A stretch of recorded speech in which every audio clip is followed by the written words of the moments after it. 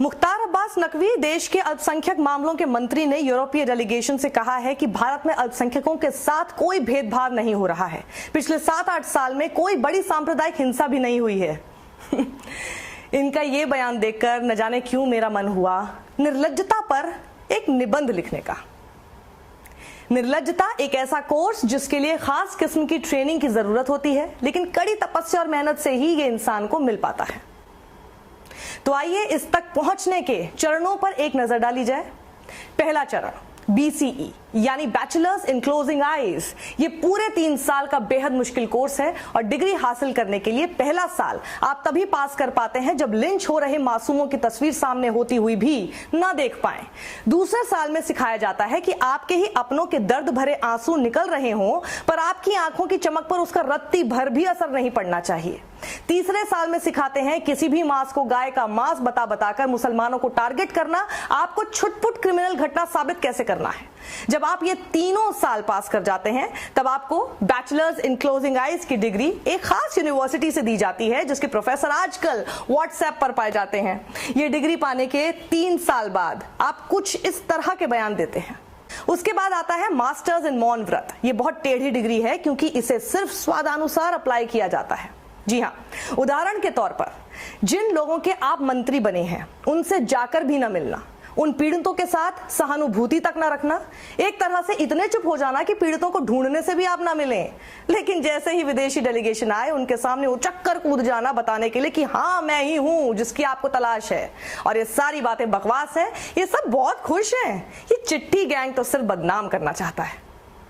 तो इसका सिलेबस आप समझ ही गए होंगे, बेहद कठिन है क्योंकि दिल से आवाज आए तो भी मुंह नहीं खोल सकता आदमी। इसी का टेस्ट जो पास कर गया वो हो जाता है मास्टर्स इन मौन व्रत और ऐसे पदों के लिए एकदम फिट।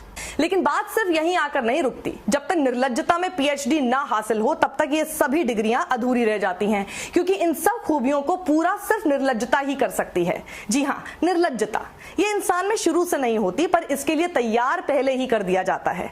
इसके लिए कोई फिक्स्ड पीरियड नहीं है। कोई चाहे तो एक ही झटके में निर्लज्ज बन सकता है और किसी को तो बरसों लग जाते हैं तब भी नहीं बन पाता। तो ये डिग्री पाने के लिए कानपुर की इस बच्ची की चीख को अनसुना करना होता है। एक वैश्विक बीमारी को अपने ही समुदाय के लोगों से जोड़ने को अनदेखा करना होता है। हिजाब के नाम पर बच्चियों को भेड़ियों की तरह परेशान करने से आंख चुरानी होती है। निर्लज्जता में PhD करने के लिए चूड़ी वाले से लेकर तरबूज बेचने वाले की आत्मा से आंखें न मिलाने का प्रयास करना होता है। मुंह खोलने से कुछ दिन पहले ही जहांगीरपुरी और खरगोन जैसी वारदात को सिरे से नकार देना होता है। 2020 के दिल्ली दंगे रिकॉर्ड से ही गायब कर देने होते हैं। अपनी ही सरकार के दिए लोकसभा में ये आंकड़े जो बताते हैं 2016 से 20 के बीच 3400 सांप्रदायिक घटनाएं हुई को न मानना निर्लज्जता की निशानी है। गृह मंत्रालय द्वारा दिया यह सच छुपाना भी निर्लज्जता ही है जिसमें बताया गया कि मोदी सरकार के 3 साल में ही सांप्रदायिक हिंसा 28% बढ़ गई थी, जो कहीं और ज्यादा हो चुकी होगी। सिर्फ साल 2018 में गाय के नाम पर लिंचिंग की 31 घटनाएं हुई जिसमें 21 अकेले भाजपा शासित राज्यों में थी। 57 पीड़ित थे और 13 मौतें। पर इन्हें छुटपुट अपराध कहने के लिए निर्लज्जता का हाईएस्ट लेवल चाहिए।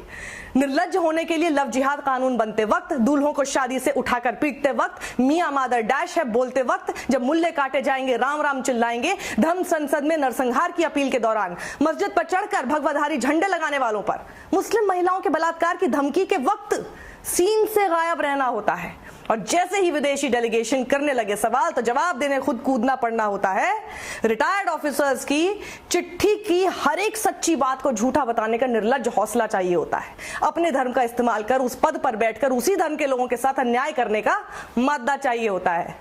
ऐसी निर्लज्जता बेसिक रिक्वायरमेंट है आज की तारीख में। है आप में तो आप भी काफी आगे जाएंगे। इस वीडियो को ज्यादा से ज्यादा लोगों के साथ शेयर कीजिए। हर निर्लज्ज कैंडिडेट के पास तो जरूर पहुंचना चाहिए। सत्यमेव जयते।